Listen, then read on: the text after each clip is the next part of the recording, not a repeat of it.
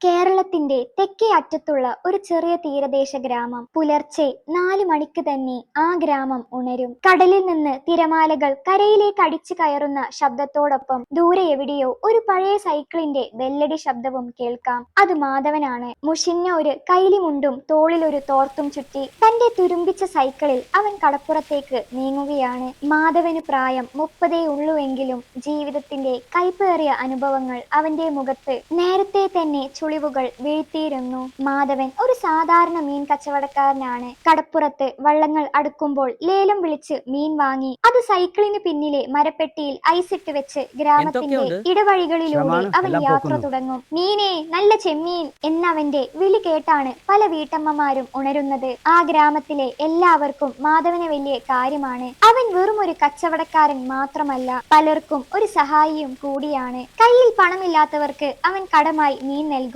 ചിലപ്പോൾ സൗജന്യമായും. മാധവ, നീ ഇങ്ങനെ പോയാൽ എങ്ങനെ ജീവിക്കും എന്ന് ചോദിക്കുന്നവരോട് ഒരു മന്ദഹാസത്തോടെ അവൻ പറയും, നമുക്കുള്ളത് മറ്റുള്ളവർക്കും കൂടി ഉള്ളതല്ലേ കാക്ക.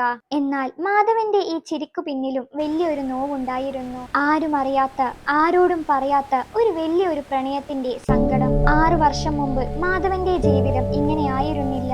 അവൻ ആ ഗ്രാമത്തിലെ ഏറ്റവും മിടുക്കനായ വിദ്യാർത്ഥിയായിരുന്നു. കോളേജിൽ പഠിക്കുന്ന കാലത്താണ് അവൻ മീരയെ പരിചയപ്പെടുന്നത്. മീര വെറുമൊരു പെൺകുട്ടിയായിരുന്നില്ല, മാധവന്റെ ശ്വാസമായിരുന്നു അവൾ. അവർ പ്രണയിച്ചു. വീട്ടുകാരുടെ എതിർപ്പുകൾ അവഗണിച്ച് അവർ വിവാഹിതരായി. മീരക്ക് വലിയ സ്വപ്നങ്ങൾ ഉണ്ടായിരുന്നു. ഒരു IPS ഓഫീസറായി ദരിദ്രരായ ആളുകളെ സഹായിക്കണം എന്നതായിരുന്നു അവളുടെ ലക്ഷ്യം. മാധവൻ തന്റെ പഠനം പാതി വഴിയിൽ നിർത്തി. രണ്ടുപേരും പഠിച്ചാൽ കുടുംബം മുന്നോട്ട് കൊണ്ടുപോകാൻ കഴിയില്ലെന്ന് അവൻ അറിയാം. നീ പഠിക്കണം മീര, നിന്റെ സ്വപ്നം എന്റെയും സ്വപ്നമാണ് എന്ന് പറഞ്ഞ് അവൻ അവളെ പ്രോത്സാഹിപ്പിച്ചു. കൂലിപ്പണിയെടുത്തും മീൻ വിറ്റ് കിട്ടുന്ന ഓരോ പൈസയും അവൻ അവളുടെ പുസ്തകങ്ങൾക്കും കോച്ചിങ്ങിനുമായി മാറ്റിവെച്ചു. 6 വർഷം മുമ്പുള്ള ആ കർക്കിടകം മാസത്തിലെ മഴയുള്ള രാത്രി മാധവൻ ഒരിക്കലും മറക്കില്ല. മീരക്ക് ഉപരിപഠനത്തിനായി ഡൽഹിയിലേക്ക് പോകാനുള്ള ടിക്കറ്റ് റെഡിയായി. രാത്രി അവർ കടൽ തീരത്തിരുന്നു. മഴ പെയ്യുന്നു. മീരയുടെ കണ്ണുകൾ നിറഞ്ഞിരുന്നു. മാധവേട്ട, എനിക്ക് പേടിയാകുന്നു. നിങ്ങളെ ഇവിടെ തനിച്ചാക്കി ഞാൻ എങ്ങനെ പോകും? അവൾ ചോദിച്ചു. മാധവൻ അവളുടെ കൈകൾ ചേർത്ത് പിടിച്ചു. നീ പോകണം മീര. ഈ ദാരിദ്ര്യത്തിൽ നിന്ന് നമ്മളെ രക്ഷിക്കാൻ നിനക്കേ കഴിയൂ. നീ വലിയൊരു ഓഫീസറായി തിരിച്ചു വരുന്നത് കാണാനാണ് ഞാൻ കാത്തിരിക്കുന്നത്. മാധവന്റെ വാക്കുകളിൽ ഉറച്ച വിശ്വാസമുണ്ടായിരുന്നു. പക്ഷേ ഉള്ളിൽ അവൻ തകരുകയായിരുന്നു. അവൾ പോയാൽ തന്റെ ജീവിതം വെറും ശൂന്യമാകുമെന്ന് അവൻ അറിയാം. അന്ന് രാത്രി സ്റ്റേഷനിൽ വെച്ച് അവൾ ട്രെയിൻ കയറുമ്പോൾ മാധവൻ ഒരു വാഗ്ദാനം നൽകി. അവളുടെ പഠനത്തിന് ഒരു തടസ്സവും വരില്ല എന്ന്. ട്രെയിൻ നീങ്ങി തുടങ്ങിയപ്പോൾ മീര ജനലിലൂടെ കൈവീശി. മാധവൻ ആ പ്ലാറ്റ്ഫോമിൽ തനിച്ചായി. അതിനുശേഷം മാസങ്ങളും വർഷങ്ങളും കടന്നുപോയി. മീരയുടെ കത്തുകൾ ആദ്യം വരുമായിരുന്നു. പിന്നീട് അവൾ പഠനത്തിരക്കിലായി. IAS പരീക്ഷയുടെ ഓരോ ഘട്ടവും അവൾ വിജയിച്ചു. മാധവൻ തന്റെ ദാരിദ്ര്യം അവളെ അറിയിച്ചില്ല. അവളുടെ വിജയ വാർത്തകൾ പത്രത്തിൽ വരുമ്പോൾ അവൻ ആരും കാണാതെ ആ പത്രം നെഞ്ചോട് ചേർത്ത് വെച്ച് കരയുമായിരുന്നു. താൻ ഇപ്പോഴും ഒരു മീൻ കച്ചവടക്കാരനായി കഴിയുന്നത് അവൾ അറിഞ്ഞാൽ അവൾ സങ്കടപ്പെടുമെന്നും അത് അവളുടെ ജോലിയിൽ ബാധിക്കുമെന്നും അവൻ ഭയപ്പെട്ടു. അവൾ ജയിച്ചു. അവൾ ഉയരങ്ങളിൽ എത്തി. എനിക്കതു മതി, അവൻ സ്വയം ആശ്വസിച്ചു. തന്റെ പഴയ വീട് ചോർന്നൊലിക്കുമ്പോഴും തന്റെ അമ്മ ചികിത്സയില്ലാതെ മരിച്ചപ്പോഴും അവൻ മീരയെ വിളിച്ചില്ല. അവളെ തന്റെ കഷ്ടപ്പാടുകളിലേക്ക് തിരികെ വിളിക്കാൻ അവന് തോന്നിയില്ല. 6 വർഷം നീണ്ട ആ മൗനം മാധവനെ ഒരു തപസ്യയെ പോലെ മാറ്റിയിരുന്നു. മീര ഇപ്പോൾ എവിടെയാണെന്നോ എന്ത് ചെയ്യുകയാണെന്നോ അവന് കൃത്യമായി അറിയില്ല. എങ്കിലും അവളുടെ ഓർമ്മകൾ ആ സൈക്കിൾ ബെല്ലിന്റെ ശബ്ദം പോലെ അവന്റെ കൂടെ തന്നെയുണ്ട്. ഇന്ന് ഗ്രാമത്തിൽ വലിയൊരു മാറ്റം വരാൻ പോകുന്നുവെന്ന് അങ്ങാടിയിൽ സംസാരമുണ്ട്. പുതിയ ജില്ലാ കളക്ടർ ഇന്ന് ചുമതലയേൽക്കും. അതാരാണെന്ന് മാധവൻ അറിയില്ല. അവൻ പതിവ് പോലെ തന്റെ മീൻ പെട്ടിയുമായി അങ്ങാടിയിലേക്ക് നീങ്ങി. തന്റെ ജീവിതത്തെ മാറ്റിമറിക്കാൻ പോകുന്ന ആ കൂടിക്കാഴ്ചക്ക് തൊട്ടരികിലാണ് താനെന്ന് മാധവൻ അറിഞ്ഞില്ല. ഗ്രാമത്തിലെ അങ്ങാടി അന്ന് പതിവിലും വിപരീതമായി വളരെ തിരക്കിലായിരുന്നു. വഴിയോരത്തെ ചെറിയ കച്ചവടക്കാരും പെട്ടിക്കടക്കാരും ആകെ പരിഭ്രമത്തിലാണ്. പുതിയ ജില്ലാ കളക്ടർ ഇന്നീ പ്രദേശം സന്ദർശിക്കുമെന്നും ചന്തയിലെ ശുചിത്വവും ക്രമീകരണങ്ങളും നേരിട്ട് പരിശോധിക്കുമെന്നും രാവിലെ തന്നെ തന്നെ അറിയിപ്പ് ലഭിച്ചിരുന്നു. പോലീസുകാർ അങ്ങാടിയിലൂടെ ലാത്തിയുമായി നടന്ന് കച്ചവടക്കാരെ വരിവരിയായി നിർത്തുന്നു. അനധികൃതമായി തള്ളിവെച്ചിരുന്ന തട്ടുകൾ അവർ ബലം പ്രയോഗിച്ച് മാറ്റിപ്പിച്ചു. മാധവൻ തന്റെ പഴയ സൈക്കിളിൽ അങ്ങാടിയുടെ ഒരു മൂലയിൽ പതിവ് പോലെ നിന്നു. അവന്റെ മീൻപെട്ടിയിൽ ഐസ് ഉരുകി തുടങ്ങിയിരുന്നു. എടാ മാധവ, ഇന്ന് വലിയ സാറുമാർ വരുന്നുണ്ട്. നിന്റെ ആ വണ്ടി കുറച്ചും കൂടി അങ്ങോട്ട് മാറ്റിവെക്ക്. പച്ചക്കറി വിൽക്കുന്ന സൈതാലിക്ക വിളിച്ചു പറഞ്ഞു. മാധവൻ ഒന്ന് പുഞ്ചിരിച്ചു. അവൻ ആ സൈക്കിൾ പുറകിലെ ഒരു വലിയ മതിലിനോട് ചേർത്ത് വെച്ചു. അവൻ വിൽക്കാൻ വെച്ചിരുന്ന നെയ്മീനും മത്തിയും വെയിലിൽ വാടാതെ ഇരിക്കാൻ ഒരു നനഞ്ഞ ചാക്ക് കൊണ്ട് മൂടി. അവന്റെ ഉള്ളിൽ ഒരു ചെറിയ പേടി ഉണ്ടായിരുന്നു. തന്റെ കച്ചവടം തടയുമോ എന്നല്ല, മറിച്ച് തന്റെ ജീവിതം ഇങ്ങനെ പതറി നിൽക്കുന്നത് കാണാൻ ആരെങ്കിലും വരുമോ എന്ന വേവലാതിയായിരുന്നു അത്. പെട്ടെന്ന് ദൂരെ നിന്ന് സൈറൻ മുഴക്കി 3 വാഹനങ്ങൾ ചന്തയുടെ കവാടത്തിലേക്ക് പ്രവേശിച്ചു. ആദ്യം ഒരു പോലീസ് ജീപ്പ്, അതിനു പിന്നാലെ വെളുത്ത നിറത്തിലുള്ള ഒരു വലിയ ഔദ്യോഗിക വാഹനം. അതിന്റെ മുമ്പിൽ തിളങ്ങുന്ന ചുവന്ന സിഗ്നൽ ലൈറ്റും ഒരു ബോർഡും ഉണ്ടായിരുന്നു, ഡിസ്ട്രിക്ട് കളക്ടർ. വാഹനം ചന്തയുടെ നടുവിൽ വന്നു നിന്നു. ഒരു പോലീസ് ഉദ്യോഗസ്ഥൻ ഓടിച്ചെന്ന് കാറിന്റെ വാതിൽ തുറന്നു. കാറിൽ നിന്നും ആദ്യം പുറത്തേക്ക് വന്നത് കറുത്ത മിനുസമുള്ള ഒരു ജോഡി ചെരുപ്പുകളാണ്. തുടർന്ന് നീല നിറത്തിലുള്ള ലളിതമായ കോട്ടൺ സാരിയെടുത്ത് കണ്ണുകളിൽ ഗൗരവം നിറച്ച ഒരു യുവതി പുറത്തിറങ്ങി. അങ്ങാടി പെട്ടെന്ന് നിശബ്ദമായി. കൈകൾ കൂപ്പി നിൽക്കുന്ന ഉദ്യോഗസ്ഥരെയും ഭയത്തോടെ നോക്കുന്ന നാട്ടുകാരെയും അവളൊന്ന് കണ്ണോടിച്ചു. അത് മീരയായിരുന്നു. 6 വർഷം മുമ്പ് മാധവന്റെ കൈ പിടിച്ച് നടന്ന അതേ മീര. പക്ഷെ ഇപ്പോൾ അവളുടെ നടത്തത്തിലും നോട്ടത്തിലും അധികാരത്തിന്റെ ഗാംഭീര്യമുണ്ട്. മാധവൻ മതിലിനോട് ചേർന്ന് ശ്വാസം അടക്കി നിന്നു. തന്റെ ഹൃദയമിടിപ്പ് അങ്ങാടിയിലെ ബഹളത്തേക്കാൾ ഉച്ചത്തിൽ കേൾക്കാമെന്ന് അവന് തോന്നി. മീര തന്റെ ഉദ്യോഗസ്ഥരോടൊപ്പം നടന്നു തുടങ്ങി. ഓരോ കടകളും സൂക്ഷ്മമായി പരിശോധിച്ചു. മുനിസിപ്പാലിറ്റിയിലെ ഉദ്യോഗസ്ഥർ വിറയലോടെ ഫയലുകൾ അവൾക്ക് കാണിച്ചു കൊടുത്തു. മീരയുടെ മുഖത്ത് വലിയ ഭാവവ്യത്യാസമൊന്നുമില്ല. അവൾ തന്റെ ദൗത്യത്തിൽ മാത്രം ശ്രദ്ധ കേന്ദ്രീകരിച്ചിരിക്കുകയാണ്. അവൾ പതുക്കെ മാധവൻ നിൽക്കുന്ന വശത്തേക്ക് നടന്നു വന്നു. മാധവൻ തന്റെ തോളിലെ പഴയ തോർത്തെടുത്ത് മുഖത്തെ വിയർപ്പ് തുടച്ചു. എന്നിട്ട് തല താഴ്ത്തി നിന്നു. അവൻ തന്റെ വിരലുകൾ കൊണ്ട് സൈക്കിളിന്റെ ഹാൻഡിലിൽ മുറുക്കി പിടിച്ചു. അവൾ അവന്റെ തൊട്ടടുത്തെത്തി. ഇതാര്? ഇവിടെ കച്ചവടം ചെയ്യാൻ അനുവാദമുണ്ടോ? കൂടിയുള്ള ഇൻസ്പെക്ടർ മാധവന്റെ അടുത്തേക്ക് വന്ന് ദേഷ്യപ്പെട്ടു. മീര ആ സൈക്കിളിന് മുന്നിൽ നിന്നു. മീൻപെട്ടിക്ക് മുന്നിലെ ചാക്ക് അവളൊന്ന് നോക്കി. എന്നിട്ട് പതുക്കെ മാധവന്റെ മുഖത്തേക്ക് നോട്ടം മാറ്റി. മാധവൻ പതുക്കെ തല ഉയർത്തി. ആ നിമിഷം ലോകം നിശ്ചലമായതുപോലെ അവർക്ക് തോന്നി. 6 വർഷത്തെ കാത്തിരിപ്പും വേദനയും ആ ഒരു നോട്ടത്തിൽ അലിഞ്ഞു ചേർന്നു. മീരയുടെ കയ്യിലുണ്ടായിരുന്ന ഡയറി താഴെ വീഴാൻ പോയി. അവൾ പെട്ടെന്ന് സ്വയം നിയന്ത്രിച്ചു. തന്റെ പ്രിയപ്പെട്ടവന്റെ ഈ അവസ്ഥ, കരിവാളിച്ച ദേഹം, നരച്ചു തുടങ്ങിയ മുടി, ഇതൊന്നും മീര സ്വപ്നത്തിൽ പോലും വിചാരിച്ചതല്ല. തന്റെ IAS സ്വപ്നങ്ങൾക്ക് വേണ്ടി അവൻ ഇത്രയധികം കഷ്ടപ്പെടുമെന്ന് അവൾ കരുതിയിരുന്നില്ല. ചുറ്റുമുള്ള ഉദ്യോഗസ്ഥർ കൗതുകത്തോടെ നോക്കി. കളക്ടറുടെ മുഖത്തെ ഭാവമാറ്റം അവൾ ശ്രദ്ധിച്ചു. പക്ഷെ അവളൊന്നും സംസാരിച്ചില്ല. ഒരു ദീർഘശ്വാസമെടുത്ത് അവൾ അടുത്ത കടയിലേക്ക് നടന്നു. അവളുടെ കണ്ണുകളിൽ നിന്ന് ഒരു തുള്ളി കണ്ണീർ വീഴാൻ ഒരുങ്ങിയെങ്കിലും അവൾ അത് ഉള്ളിലേക്ക് അമർത്തി.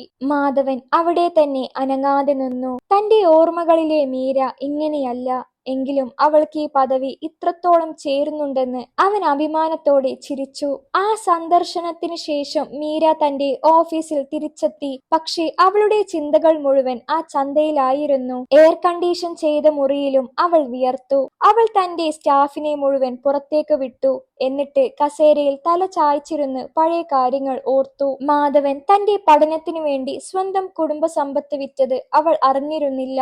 താൻ ഡൽഹിയിൽ താമസിച്ചിരുന്നപ്പോൾ അയച്ചു തന്നിരുന്ന പണം അവൻ ചോര നീരാക്കി ഉണ്ടാക്കിയതാണെന്ന് അവൾ വൈകിയാണ് മനസ്സിലാക്കിയത്. എന്തിനായിരുന്നു മാധവേട്ട ഇത്രയും വലിയൊരു ത്യാഗം? അവൾ സ്വയം ചോദിച്ചു.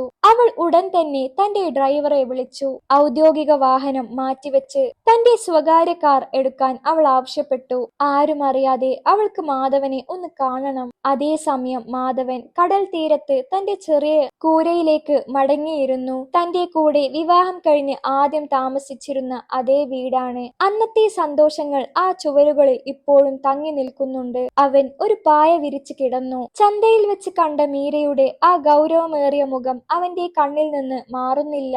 അവളിപ്പോൾ ഒരു വലിയ ഓഫീസറാണ്. അവൾക്ക് എന്നെ കണ്ടപ്പോൾ വിഷമം തോന്നിയിട്ടുണ്ടാകും. ഞാൻ അവളുടെ വഴിയിൽ ഇനി ഒരിക്കലും തടസ്സമാകരുത്, അവൻ സ്വയം ഉറപ്പിച്ചു. സന്ധ്യയായപ്പോൾ വീടിന്റെ മുറ്റത്ത് ഒരു കാർ വന്നു നിൽക്കുന്ന ശബ്ദം കേട്ടു. മാധവൻ പുറത്തിറങ്ങി നോക്കി. കാറിൽ നിന്നും മീര ഇറങ്ങി വരുന്നു. പോലീസ് യൂണിഫോമോ അധികാരിയുടെ ഗൗരവമോ ഇല്ലാതെ പണ്ട് ഗ്രാമത്തിലൂടെ നടന്ന അതേ മീരയെ പോലെ അവൾ മുറ്റത്ത് നിന്നു. മാധവൻ അവളുടെ അടുത്തേക്ക് പോകണോ അതോ അകന്നു നിൽക്കണോ എന്നറിയാതെ പതറി. മാധവേട്ട, അവൾ വിളിച്ചു. അവളുടെ ശബ്ദം ഇടറി. അവൾ ഓടി വന്ന് അവന്റെ കൈകളിൽ പിടിച്ചു. എന്തിനാണ് എന്നോട് ഇത്രയും വലിയ ക്രൂരത കാണിച്ചത്? അമ്മ മരിച്ചത് എന്തുകൊണ്ട് പറഞ്ഞില്ല? നിങ്ങൾ ഈ അവസ്ഥയിലാണെന്ന് എന്തുകൊണ്ട് എന്നെ അറിയിച്ചില്ല? അവൾ പൊട്ടിക്കരഞ്ഞു. മാധവൻ അവളുടെ തലയിൽ പതുക്കെ തലോടി. മീര, നീ കരയരുത്. ഇന്ന് നീ ഒരു ജില്ലയുടെ നാഥയാണ്. നിന്റെ കണ്ണ് നിറയരുത്. ഞാൻ നിന്നെ അറിയിക്കാതിരുന്നത് നിനക്ക് നിന്റെ ലക്ഷ്യങ്ങളിൽ നിന്ന് ശ്രദ്ധ മാറരുത് എന്ന് കരുതിയാണ്. നീ വലിയ ആളാകണമെന്ന് ഞാൻ ആഗ്രഹിച്ചു. നീ അത് സാധിച്ചു. എനിക്കത് മതി. എന്ത് വലിയ ആളാകാൻ? എന്റെ ജീവിതം പാതി വഴിയിൽ ഉപേക്ഷിച്ചിട്ടാണോ ഞാൻ ഇത് നേടിയത്? നമുക്ക് ഇവിടുന്ന് പോകാം. നിങ്ങൾ എന്റെ കൂടെ വരണം. നാളെ തന്നെ ഞാൻ എല്ലാ കാര്യങ്ങളും ശരിയാക്കാം, മീര ആവേശത്തോടെ പറഞ്ഞു. പക്ഷെ മാധവൻ പതുക്കെ അവളുടെ കൈകൾ മാറ്റി. വേണ്ട മീര, ഞാൻ നിന്റെ കൂടെ വന്നാൽ ആളുകൾ എന്തു പറയും? കളക്ടറുടെ ഭർത്താവ് ഒരു മീൻകാരനാണെന്ന് അവർ കളിയാക്കും. നിന്റെ പദവിക്ക് അതൊരു അപമാനമായിരിക്കും. മാത്രമല്ല, മറ്റൊരാളുടെ തണലിൽ ജീവിക്കുന്നതിനേക്കാൾ എനിക്കിഷ്ടം എന്റെ ഈ വിയർപ്പിന്റെ മണമാണ്. നീ നിന്റെ ജോലി ഭംഗിയായി ചെയ്യുക. അതാണ് എനിക്ക് നൽകാൻ കഴിയുന്ന ഏറ്റവും വലിയ സമ്മാനം. മാധവന്റെ വാക്കുകൾ മീരയെ നിശബ്ദയാക്കി. അവൾക്ക് അവന്റെ ആത്മാഭിമാനത്തെ ചോദ്യം ചെയ്യാൻ കഴിയില്ലായിരുന്നു. അധികാരത്തിന്റെ എല്ലാ സൗകര്യങ്ങളും തന്റെ മുന്നിലുണ്ടെങ്കിലും മാധവന്റെ ആ ചെറിയ വീട്ടിലെ പായയിൽ ഇരിക്കുന്ന സമാധാനം തനിക്ക് എവിടെയും ലഭിക്കില്ലെന്ന് അവൾ തിരിച്ചറിഞ്ഞു. എങ്കിലും അവൾ തോൽക്കാൻ തയ്യാറായില്ല. തന്റെ ഭർത്താവിനെ സമൂഹത്തിനു മുന്നിൽ തല ഉയർത്തി നിർത്താൻ അവൾ ഒരു വഴി കണ്ടെത്തുമെന്ന് മനസ്സിൽ പ്രതിജ്ഞ എടുത്തു. മീര തിരികെ ബംഗ്ലാവിലെത്തിയെങ്കിലും അവളുടെ മനസ്സിൽ മാധവന്റെ വാക്കുകൾ മുഴങ്ങിക്കൊണ്ടിരുന്നു. എനിക്കെന്റെ ഈ വിയർപ്പിന്റെ മണമാണ് ഇഷ്ടം. അധികാരത്തിന്റെ സുഖങ്ങളിൽ ഇരിക്കുമ്പോഴും തന്റെ ഭർത്താവ് ചുട്ടുപൊള്ളുന്ന വെയിലിൽ മീൻ വിൽക്കുന്നത് അവൾക്ക് സഹിക്കാനാവുന്നതിലും അപ്പുറമായിരുന്നു. പിറ്റേന്ന് രാവിലെ ഓഫീസിൽ എത്തിയ ഉടൻ അവൾ മുനിസിപ്പൽ ഓഫീസറെ, ഫിഷറീസ് വകുപ്പിലെ ഉദ്യോഗസ്ഥരെയും വിളിച്ചുകൂട്ടി. നമ്മുടെ ചന്തയിലെ ചെറുകിട കച്ചവടക്കാരുടെ അവസ്ഥ വളരെ മോശമാണ്. അവർക്ക് ആധുനികമായ സൗകര്യങ്ങളുള്ള ഒരു മാർക്കറ്റ് വേണം. അവർ വെയിലത്തും മഴയത്തും വഴിയോരത്തും ഇരിക്കുന്നത് ഇനിയെങ്കിലും അവസാനിക്കണം, മീര കർക്കശമായി പറഞ്ഞു. ഉദ്യോഗസ്ഥർ പരസ്പരം നോക്കി. കളക്ടർ പെട്ടെന്ന് ഇങ്ങനെ ഒരു തീരുമാനമെടുത്തതിന്റെ കാരണം അവർക്ക് മനസ്സിലായെങ്കിലും ആരും എതിർക്കാൻ തുനിഞ്ഞില്ല. അതേസമയം അങ്ങാടിയിൽ മാധവനെ കുറിച്ചുള്ള സംസാരം മുറുകി. കളക്ടർ മാധവന്റെ വീട്ടിൽ വന്ന വാർത്ത ആരോ കണ്ടിരുന്നു. എടാ മാധവ, നീ വലിയ ഭാഗ്യവാനാണല്ലോ. കളക്ടർ നിന്റെ പഴയ പരിചയക്കാരിയാണോ? ചായക്കടക്കാരൻ വാസുവേട്ടൻ ചോദിച്ചു. മാധവൻ ഒന്നും മിണ്ടാതെ മീൻ തൂക്കുന്നതിൽ ശ്രദ്ധിച്ചു. എങ്കിലും ചുറ്റുമുള്ളവരുടെ നോട്ടത്തിൽ ഒരു മാറ്റം വരുന്നത് അവൻ അറിഞ്ഞു. ചിലർ ബഹുമാനത്തോടെ നോക്കിയപ്പോൾ മറ്റു ചിലരുടെ കണ്ണുകളിൽ അസൂയയുണ്ടായിരുന്നു. കുറച്ചു ദിവസങ്ങൾക്ക് ശേഷം മീരയുടെ ഉത്തരവ് പ്രകാരം ചന്തയിലെ അളവെടുപ്പ് തുടങ്ങി. മാധവൻ നിന്നിരുന്ന ആ പഴയ മതിലിനോട് ചേർന്നുള്ള സ്ഥലം ഒരു പാർക്കിങ്ങിനായി നീക്കിവെച്ചിരിക്കുകയാണെന്നും അവിടുത്തെ കച്ചവടക്കാർ മാറണമെന്നും ഉദ്യോഗസ്ഥർ അറിയിച്ചു. ഇത് കേട്ടപ്പോൾ മാധവന് വലിയ വിഷമം തോന്നി. വർഷങ്ങളായി അവൻ നിൽക്കുന്ന ഇടമാണത്. മീര തന്നെ സഹായിക്കാൻ വേണ്ടിയാണ് ഇത് ചെയ്യുന്നതെന്ന് അവന് മനസ്സിലായി. എന്നാൽ തന്റെ പ്രിയപ്പെട്ടവരുടെ അധികാരം ഉപയോഗിച്ച് മറ്റുള്ളവരെക്കാൾ ഉയർന്ന പരിഗണന ലഭിക്കുന്നത് അവൻ ആഗ്രഹിച്ചിരുന്നില്ല. അന്ന് വൈകുന്നേരം മാധവൻ മീരയെ കാണാൻ അവളുടെ ഓഫീസിലേക്ക് പോയി. സാധാരണക്കാരനായ ഒരു മീൻകാരൻ കളക്ടറെ കാണാൻ വരുന്നത് കണ്ടപ്പോൾ സെക്യൂരിറ്റിക്കാർ അവനെ തടഞ്ഞു. എനിക്ക് മാഡത്തെ ഒന്ന് കാണണം, മാധവൻ വിനയത്തോടെ പറഞ്ഞു. തന്റെ പേര് പറഞ്ഞയച്ചപ്പോൾ മീര ഉടനെ തന്നെ അവനകത്തേക്ക് വിളിപ്പിച്ചു. എയർ കണ്ടീഷൻ ചെയ്ത ആ വലിയ മുറിയിൽ മാധവൻ നിന്നു. മീര തന്റെ കസേരയിൽ നിന്ന് എഴുന്നേറ്റ് വന്നു. മാധവേട്ട, എന്തിനാ പുറത്തു നിന്നത്? ഇങ്ങോട്ട് കയറിയിരിക്കൂ, അവൾ പറഞ്ഞു. പക്ഷേ മാധവൻ ഇരുന്നില്ല. മീര, നീ ഈ ചെയ്യുന്നത് ശരിയല്ല. എനിക്ക് വേണ്ടിയാണോ നീ ആ മാർക്കറ്റ് മാറ്റുന്നത്? നിന്റെ അധികാരം ഉപയോഗിച്ച് എന്നെ സഹായിക്കാൻ ശ്രമിക്കരുത്. ഞാൻ അവിടുന്ന് മാറില്ല. മറ്റുള്ള കച്ചവടക്കാർ നാട്ടുകാർക്ക് എന്ത് സംഭവിക്കുമോ അത് തന്നെ എനിക്കും സംഭവിക്കണം. നിന്റെ പദവിക്ക് കളങ്കമുണ്ടാക്കാൻ ഞാൻ കാരണമാകരുത്. മാധവൻ ഗൗരവത്തോടെ പറഞ്ഞു. മീരയുടെ കണ്ണുകൾ നിറഞ്ഞു. ഞാൻ നിങ്ങളെ സഹായിക്കുകയല്ല മാധവേട്ട, ഞാൻ എന്റെ ജോലിയല്ലേ ചെയ്യുന്നത്. ആ ചന്തയിൽ നൂറുകണക്കിന് ആളുകൾ കഷ്ടപ്പെടുന്നുണ്ട്. അവർക്കെല്ലാം വേണ്ടിയാണ് ഞാൻ ഈ മാറ്റങ്ങൾ വരുത്തുന്നത്. അതിൽ നിങ്ങളും ഒരാളാണെന്ന് മാത്രം. അല്ല മീര, നിന്റെ ഉള്ളിൽ ആ സ്നേഹമുണ്ടെന്ന് എനിക്കറിയാം. പക്ഷെ അത് നാട്ടുകാർക്ക് തെറ്റായ സന്ദേശം നൽകും. കളക്ടറുടെ ഭർത്താവായതുകൊണ്ട് ഞാൻ സുരക്ഷിതനായി എന്ന് അവർ പറയും. എനിക്ക് വേണ്ടത് നിന്റെ കരുണയല്ല, നിന്റെ വിജയം കാണാനുള്ള സന്തോഷമാണ്. മാധവൻ തിരികെ നടന്നു. മീര അവിടെ തന്നെ നിന്നുപോയി. സ്നേഹവും കടുമയും തമ്മിലുള്ള യുദ്ധത്തിൽ ആര് ജയിക്കുമെന്ന് അവൾക്ക് നിശ്ചയമില്ലായിരുന്നു. മാധവൻ തന്റെ ആത്മാഭിമാനത്തിൽ ഉറച്ചു നിൽക്കുകയാണ്. പക്ഷെ അവനെ ഈ കഷ്ടപ്പാടിൽ നിന്ന് മോചിപ്പിക്കാതെ തനിക്ക് സമാധാനമുണ്ടാകില്ലെന്ന് മീരക്കും അറിയാമായിരുന്നു. ചന്തയിലെ പുതിയ പരിഷ്കാരങ്ങൾ ഗ്രാമത്തിൽ വലിയ ചർച്ചാ വിഷയമായി. മീരയുടെ കർക്കശമായ തീരുമാനങ്ങൾ കച്ചവടക്കാർക്കിടയിൽ ഓരോ വികാരങ്ങളാണ് ഉണ്ടാക്കിയത്. പാവപ്പെട്ട കച്ചവടക്കാർക്ക് സന്തോഷമായപ്പോൾ വർഷങ്ങളായി ചന്ത ഭരിച്ചിരുന്ന ചില പ്രാദേശിക രാഷ്ട്രീയക്കാർക്കും വലിയ മൊത്ത കച്ചവടക്കാർക്കും അസ്വസ്ഥരായി. തങ്ങളുടെ വരുമാനത്തെ ബാധിക്കുന്ന ഈ മാറ്റങ്ങൾ തടയാൻ അവർ ഒരു തെറ്റിനായി കാത്തിരുന്നു. അതിനിടയിലാണ് കളക്ടർ മീരയും മീൻകാരൻ മാധവനും തമ്മിലുള്ള ബന്ധത്തെക്കുറിച്ച് അങ്ങാടിയിൽ ചർച്ച വന്നത്. മാധവൻ നിൽക്കുന്ന ചന്തയുടെ ഭാഗം നവീകരിക്കാൻ മീര കാണിക്കുന്ന പ്രത്യേക താല്പര്യം അവർ ആയുധമാക്കി. കളക്ടർ മാഡം ഇത്രയധികം ആവേശം കാണിക്കുന്നത് ചന്ത നന്നാക്കാനല്ല, തന്റെ പഴയ കാമുകനെ സഹായിക്കാനാണ് എന്ന രീതിയിൽ ദുഷ്പ്രചാരണങ്ങൾ തുടങ്ങി. മാധവൻ ഇതൊന്നും കാര്യമാക്കിയില്ല. അവൻ പതിവ് പോലെ പുലർച്ചെ എഴുന്നേറ്റ് കടപ്പുറത്തേക്ക് പോയി മീൻ വാങ്ങി വിൽപ്പന തുടർന്നു. എന്നാൽ അവനെ നോക്കുന്നവരുടെ കണ്ണുകളിൽ ഇപ്പോൾ പരിഹാസവും കുത്തുവാക്കുകളും നിറഞ്ഞിരുന്നു. എടാ മാധവ, നിനക്കിനി എന്തിനാ ഈ കഷ്ടപ്പാട്? നിന്റെ ആള് വലിയ പദവിയിലല്ലേ, അങ്ങോട്ടൊരു അപേക്ഷ കൊടുത്താ പോരെ എന്ന് പറഞ്ഞ് ചിലർ അവനെ പരിഹസിച്ചു. മാധവനൊന്നും മിണ്ടിയില്ല.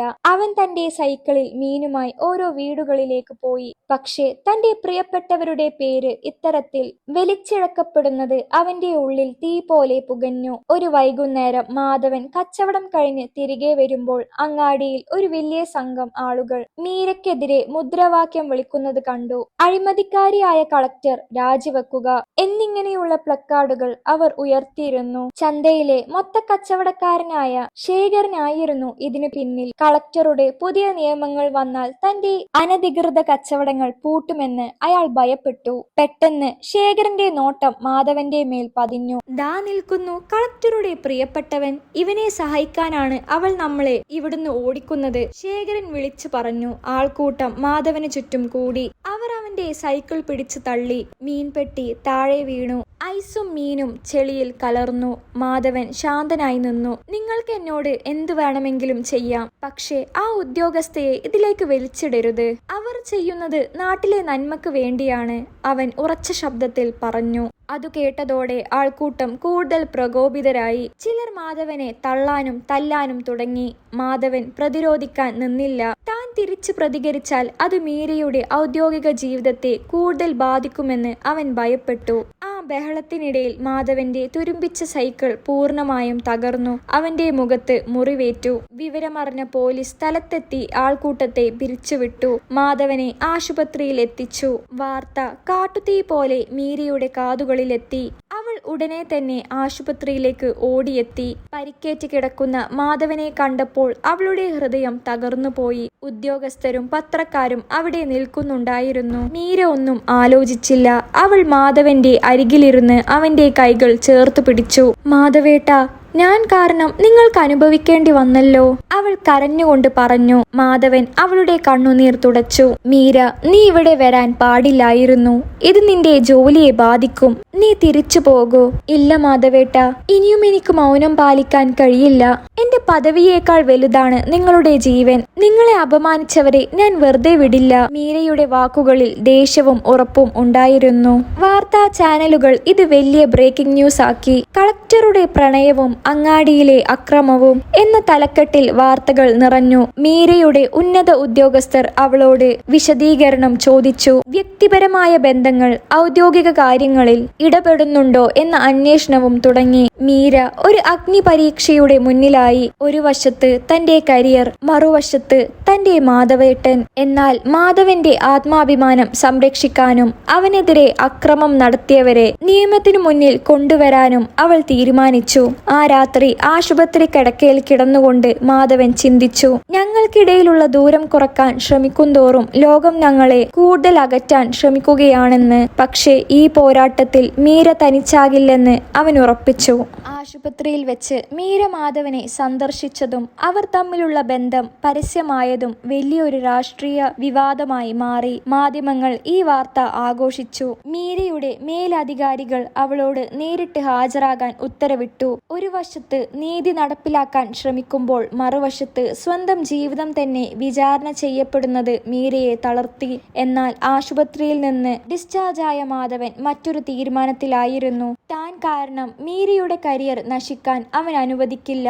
മുറിവേറ്റ ശരീരവുമായി അവൻ നേരെ പോയത് ഗ്രാമത്തിലെ പഴയ ലൈബ്രറിയിലേക്കാണ്. അവിടെ ചന്തയിലെ കച്ചവടക്കാരുടെ ഒരു യോഗം അവൻ വിളിച്ചുകൂട്ടി. നിങ്ങൾ എന്നെ വർഷങ്ങളായി കാണുന്നതല്ലേ? മീര ഈ നാട്ടിലെ കളക്ടറായി വരുന്നതിനു മുമ്പേ ഞാൻ ഇവിടെ മീൻ വിൽക്കുന്നതല്ലേ? മാധവൻ ചോദിച്ചു. കച്ചവടക്കാർ നിശബ്ദരായി. മാധവന്റെ സത്യസന്ധത അവർക്കറിയാമായിരുന്നു. അവർ കൊണ്ടുവരുന്ന പരിഷ്കാരങ്ങൾ എനിക്ക് വേണ്ടിയല്ല, നിങ്ങൾ ഓരോരുത്തർക്കും വേണ്ടിയാണ്. ചന്തയിലെ ഗുണ്ടായിസം അവസാനിച്ചാൽ ലാഭം നിങ്ങൾക്ക് മാത്രമാണ്. എന്നെ മുന്നിൽ നിർത്തി അവരെ തോൽപ്പിക്കാൻ നോക്കുന്നവരുടെ ചതി നിങ്ങൾ തിരിച്ചറിയണം. മാധവൻ കച്ചവടക്കാരുടെ കണ്ണു തുറപ്പിച്ചു. തങ്ങളെ ഭീഷണിപ്പെടുത്തി മീരക്കെതിരെ സമരം ചെയ്യിച്ച ശേഖരന്റെ കള്ളത്തരങ്ങൾ അവർക്ക് ബോധ്യപ്പെട്ടു. മാധവൻ അവിടെ നിന്നും പോയത് കളക്ടറുടെ ഓഫീസിലേക്കല്ല, മറിച്ച് തന്റെ പഴയ സുഹൃത്തുക്കളായ വക്കീൽമാരെയും നാട്ടുകാരെയും കാണാനാണ്. മീരയെ ക്രൂശിക്കാൻ ശ്രമിക്കുന്നവർക്കെതിരെ ജനകീയമായ ഒരു പ്രതിരോധം അവൻ തീർത്തു.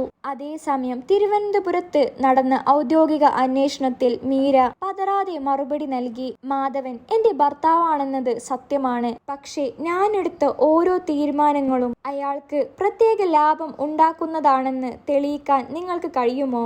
ആ ചന്ത നവീകരിക്കുന്നത് ഈ നാട്ടിലെ പാവപ്പെട്ടവർക്ക് വേണ്ടിയാണ്, മീര ധീരമായി പറഞ്ഞു. മീരയുടെ ഉറച്ച നിലപാടും നാട്ടിൽ മാധവന്റെ നേതൃത്വത്തിൽ കച്ചവടക്കാർ നടത്തിയ അനുകൂല പ്രകടനങ്ങളും കാര്യങ്ങൾ മാറ്റിമറിച്ചു. അഴിമതിക്കാരായ ഉദ്യോഗസ്ഥരും രാഷ്ട്രീയക്കാരും ഒറ്റപ്പെട്ടു. ജനങ്ങൾ മീരക്കും മാധവനും ഒപ്പം നിന്നു. എങ്കിലും ഈ സംഭവങ്ങൾ അവരെ മാനസികമായി ഒരുപാട് അകറ്റിയിരുന്നു. അധികാരം സ്നേഹത്തിനുമേൽ നിഴൽ വീഴ്ത്തുന്നത് മീര വേദനയോടെ കണ്ടു. ഈ പ്രതിസന്ധി ഘട്ടം അവരെ ഒരു കാര്യം പഠിപ്പിച്ചു. സത്യസന്ധമായി ജീവിക്കുന്നവർക്ക് ലോകം മുഴുവൻ എതിരായാലും ഒടുവിൽ നീതി അവരെ തേടിയെത്തും. അന്വേഷണങ്ങൾക്കൊടുവിൽ മീര കുറ്റക്കാരിയല്ലെന്ന് തെളിഞ്ഞു. അവളുടെ സത്യസന്ധതയെ ഉന്നത ഉദ്യോഗസ്ഥർ പ്രശംസിച്ചു. ചന്തയിലെ അക്രമികൾക്കെതിരെ ശക്തമായ നടപടികൾ സ്വീകരിക്കാൻ അവൾക്ക് അനുവാദം ലഭിച്ചു. എന്നാൽ ഈ വിജയങ്ങൾക്കിടയിലും മീരയുടെ മനസ്സ് അസ്വസ്ഥമായിരുന്നു. അധികാരം തനിക്കും മാധവനും ഇടയിൽ ഒരു മതിൽ തീർക്കുന്നുണ്ടോ എന്ന ഭയം അവളിൽ ബാക്കി നിന്നു. മാധവൻ പരിക്കുകളിൽ നിന്ന് മോചിതനായി.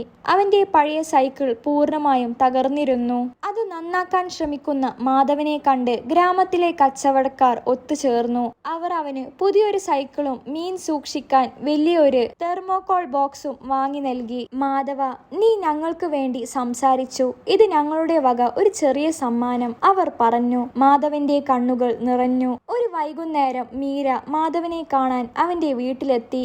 ഇത്തവണ അവൾ വന്നത് വലിയൊരു തീരുമാനം കൊണ്ടാണ്. മാധവേട്ട, എനിക്ക് ട്രാൻസ്ഫർ ലഭിക്കാൻ സാധ്യതയുണ്ട്. ഞാൻ ഇവിടുന്ന് പോകുമ്പോൾ നിങ്ങളും എൻ്റെ കൂടെ വരണം. നമുക്ക് ദൂരെ ഒരിടത്ത് പുതിയ ജീവിതം തുടങ്ങാം. അവിടെ ആരും നമ്മളെ ശല്യം ചെയ്യില്ല, അവൾ ആഗ്രഹത്തോടെ പറഞ്ഞു. മാധവൻ ജനലിലൂടെ ദൂരേക്ക് നോക്കി. മീര, നീ ഇനിയും ഉയരങ്ങളിൽ എത്തേണ്ടവളാണ്. നിന്റെ കൂടെ ഞാനൊരു മീൻകാരനായി വരുന്നത് നിന്റെ പദവിക്ക് എന്നും ചേരില്ല. പക്ഷേ എനിക്കൊരു മാറ്റം വേണമെന്ന് തോന്നുന്നു.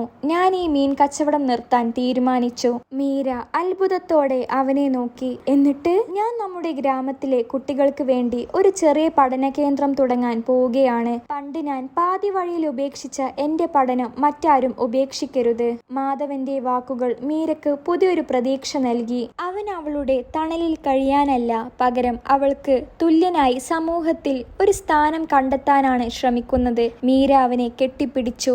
ആ നിമിഷം അവർക്കിടയിലെ ദൂരമെല്ലാം ഇല്ലാതെയായി. അധികാരം കൊണ്ട് നേടാൻ കഴിയാത്ത ബഹുമാനം, തന്റെ ലളിതമായ പ്രവൃത്തിയിലൂടെ മാധവൻ നേടിയെടുക്കുകയായിരുന്നു. അടുത്ത മാസം മുതൽ ഗ്രാമത്തിലെ പഴയ വായനശാലയിൽ മാധവന്റെ പഠന കേന്ദ്രം പ്രവർത്തനം തുടങ്ങാൻ അവർ തീരുമാനിച്ചു. മാസങ്ങൾ കടന്നുപോയി. മാധവൻ ഇപ്പോൾ വെറുമൊരു മീൻകാരനല്ല, ഗ്രാമത്തിലെ കുട്ടികളുടെ പ്രിയപ്പെട്ട മാധവൻ മാഷാണ്. മീരയുടെ പിന്തുണയോടെ അവൻ ആ ചെറിയ പഠന കേന്ദ്രത്തെ വലിയൊരു സ്ഥാപനമായി മാറ്റി. അവിടെ വരുന്ന ഓരോ കുട്ടിയുടെയും കണ്ണുകളിൽ മാധവൻ മീരയുടെ പഴയ സ്വപ്നങ്ങൾ കണ്ടു. മീരയ്ക്ക് മറ്റൊരു ജില്ലയിലേക്ക് സ്ഥലം മാറ്റ ഉത്തരവ് ലഭിച്ചു. ഇത്തവണ അവൾ പോകാൻ ഒരുങ്ങുമ്പോൾ മാധവൻ കൂടെ ഉണ്ടായിരുന്നു. ഗ്രാമവാസികൾ അവർക്ക് വലിയൊരു യാത്രയപ്പ് നൽകി. ചന്തയിലെ കച്ചവടക്കാർ മുതൽ വക്കീലുമാർ വരെ ആ ചടങ്ങിൽ പങ്കെടുത്തു. മാധവൻ അവളുടെ കൈ ചേർത്തു പിടിച്ചു. അന്ന് നീ പോയതുകൊണ്ടാണ് നീ ഇന്ന് ഈ നിലയിൽ എത്തിയത്. അന്ന് ഞാൻ നിന്നെ തടയാതിരുന്നത് നിന്നെ സ്നേഹിച്ചത് കൊണ്ടാണ്. ഇന്ന് നമ്മൾ ഒന്നിക്കുന്നത് നമ്മൾ പരസ്പരം ബഹുമാനിക്കുന്നത് കൊണ്ടാണ്. കടലിലെ തിരമാലകൾ അവരുടെ പാദങ്ങളിൽ വന്നു തൊട്ടു. 6 വർഷത്തെ കാത്തിരിപ്പും വേദനയും ആ സ്നേഹത്തിൽ അലിഞ്ഞു ചേർന്നു. പദവികളും ദാരിദ്ര്യവും മനുഷ്യരെ അകറ്റിയേക്കാം, പക്ഷേ സത്യസന്ധമായ സ്നേഹത്തിന് ആ ദൂരങ്ങളെല്ലാം മറികടക്കാൻ കഴിയുമെന്ന് അവർ ലോകത്തിന് കാണിച്ചു കൊടുത്തു. മാധവനും മീരയും പുതിയൊരു നഗരത്തിലേക്ക്, പുതിയൊരു ജീവിതത്തിലേക്ക് യാത്രയായി.